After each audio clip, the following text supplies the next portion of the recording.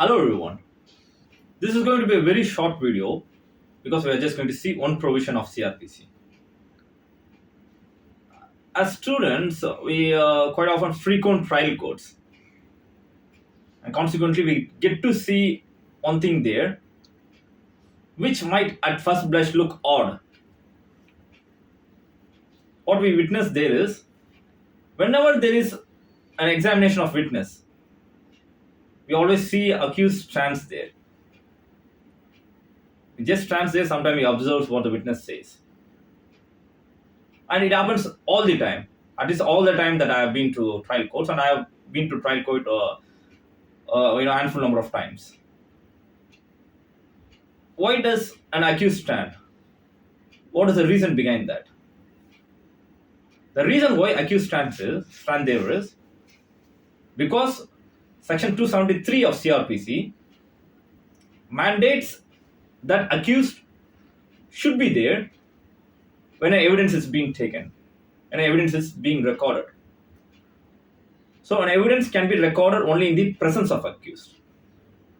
So whenever a witness gives a oral evidence, accused present is made sure there, is ensured there. This is what the provision says. That's the gist of the provision. Now we will see what is the objective of such a provision. Because what purpose does it serve? And how important it is to comply with that provision. How important that the trial court should abide by that provision. First, we will begin with the objective. So, accused stands there, a witness is being examined. So, what possible factor that could contribute to the effective discharge of justice there? This is where we try to go through many judgments, but the answer is very simple. It is a part of one facet of principle of natural justice. Whatever crime the accused has committed, he should be given an opportunity to defend himself. That opportunity to defend himself shouldn't be a perfunctory one, but it should be actual one. That he should be able to effectively defend himself. So when an evidence is taken, when a witness is examined, the accused can observe what the witness says. He can observe the demeanor of the witness. He can observe the tempo, the tone and tenor of the witness, so that the accused will be in a better position to instruct his counsel, his advocate, to effectively carry out the cross-examination. So that provision is there to the benefit of the accused, which is that he should defend himself very effectively. That's what that provision says. That's the objective behind that provision. And even in cases where victims or women who suffered sexual assault, when they are being examined, even in that case, that apex court has said that accused presence is necessary, but it has to be made sure that there is no contact between them. There is no visible contact between them.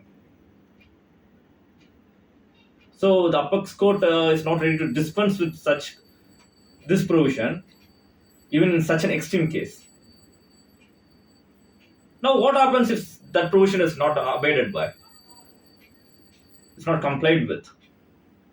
We know there are many procedure necessity in CrPC, but even the CrPC gives a list where the irregularities can be cured.